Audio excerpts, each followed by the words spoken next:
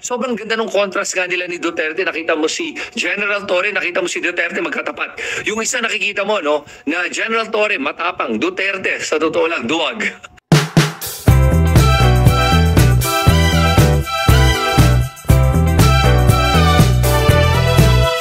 Alam po nyo, nung nakita natin yung nangyari nung pagka-aresto kay Duterte, alam mo ba gaano katagal yun? Bago ni General Torre dinala si Duterte dun sa Learjet na sinakyan niya, 12 hours. Ang daming delay tactic ginawa si Duterte at hinarangan pa ng mga bodyguard niya, si Hanilet at saka yung anak niya si Katie Duterte at yung si Medea ba yun? Yung kanya dating secretary sa isang departamento at saka yung mga iba't ibang abogado. Matagal nilang sinubukan i-postpone o kaya i-delay ang pagdala kay Duterte sa Hague. At nakita mo dito gaano kahaba ang pasensya ni General Torre. Ngayon, pinapakalat ng mga Duterte supporters na binastos daw si Duterte ni General Torre at inabuso daw niya yung kanyang kapangyarihan. Pero kung pinanood mo yung buong video, actually yung pinanood mo yung buong 12 hours, wala kang makikita pag-aabuso ni General Torre. As a matter of fact, ang nangyari talaga doon, nung sinabi ni General Torre, hihilahin ko na to. In reality, pwede niyang gawin yun eh. Kasi ito ay isang individual na suspect na kailangan humarap sa korte.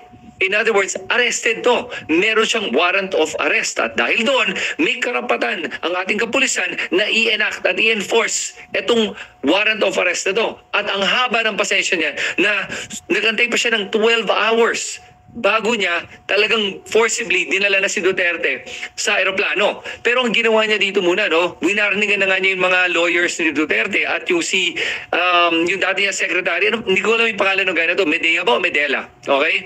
Pero itong guy na to, yung humaharang, sinabihan niya, kung humarang ka pa, I'm going to now cite you in for obstruction of justice. And then hinabon pa na itong taong to na arrestuin siya. Kaya pinaresto niya, pinosasan niya. Pagkatapos siyang pinosasan nitong taong to, yung mga ibang lawyers, tumabi na. At doon, nagwawala si Hanilet at saka si Kitty. At saka makikita nga nyo, pag hinanap nyo online, may binatukan nga si Hanilet na isang pulis sa ulo ng kanyang cellphone. Sobrang lakas ng pagtama sa ulo, na talagang hematoma, yung magang-maga yung ulo at narinig mo sa isang cellphone camera yung tunog ng cellphone na sumampas sa ulo ng pulis na yun. Kaya talagang makikita mo, inassault talaga ng pulis. And as a matter of fact, I believe the PNP will, and I think they should, file assault charges against Hanilet dahil sa ginawa niyang yan.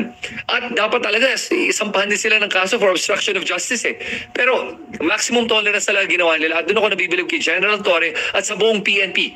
Sa totoo lang, ngayon nagkakaroon ako ng tiwala ulit sa PNP natin at humahanga ako sa ating mga kapulisan dahil dito.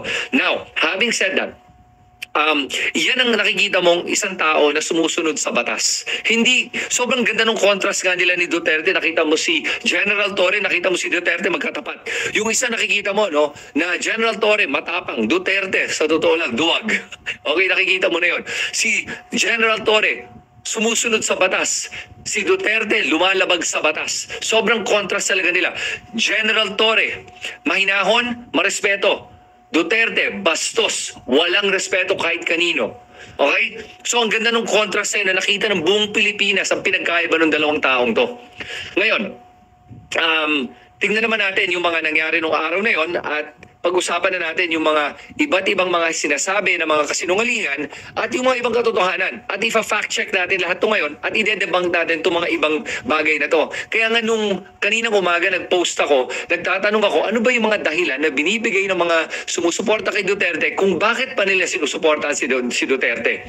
Kaya nagsulat yung maraming tao doon. May ibang nga, mga supporters si Duterte, binabasya ko eh. Kaya lang okay lang. Kasi again, ulitin ko hindi ako galit sa kahit sino man sumusuporta kay Duterte. Wala akong away sa kanila. Sa akin, isa lang ang punto na pinararating ko sa inyo lahat. Lahat tayo ay biktima. Biktima tayo sa mga ginawa ni Duterte. Yun lang. Ganun kasimple. Kaya ginagawa natin to para sana matauhan yung mga iba nating kababayan na magising na at ma-realize sila, iniidolo ko na nga itong isang taong to. Sinasanto ko na siya. At kahit na anong gawin niya, wala nang mali siyang magagawa sa aking mata. So, pag-usapan na natin kayo yung mga iba't ibang bagay na to. Una-una, yung sinabi ko nga kanina, abusado daw si General Torre. Alam po nyo, hindi po abusado si General Torre. Ginawa niya yung kanyang trabaho at yung mga buong kapulisan daw, inabuso na daw lang kanilang kapangyarihan.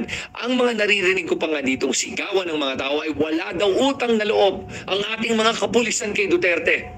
Wala daw silang utang na loob sa ginawa ni Duterte para sa kanila.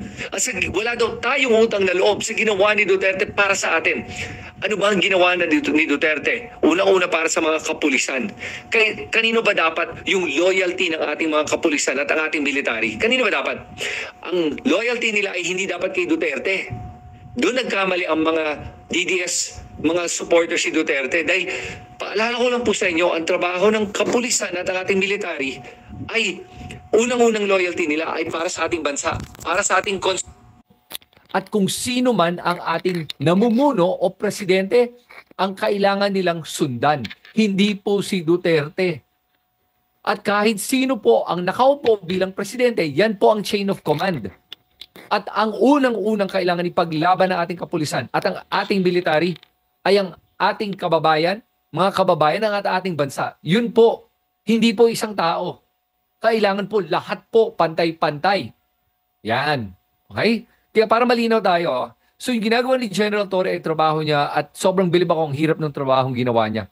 Sa dami ng mga nagalit na binabasya at pinagkakalat ng mga kung ano-ano, porsigido siya talaga na magawa yung kanyang trabaho at ginawa niya yung kanyang trabaho. Kaya sa puntong yon, saludo ko sa iyo, General Torre, at it would be an honor na makilala kita isang araw at sana ma-interview din kita dahil sa mga nagawa mo para sa ating bansa. Okay, so klaro na yun ha, wala tayong pag-uusapan doon. Walang abuso ginawa si General Torre sa sinabi nila na hindi daw binigyan ng pagkain si Duterte. Hindi ayaw nga nila sumagot yung tinatanong, may allergies ba siya? Anong gusto niyang pagkain? Wala, kaya binigyan ng sandwich, okay?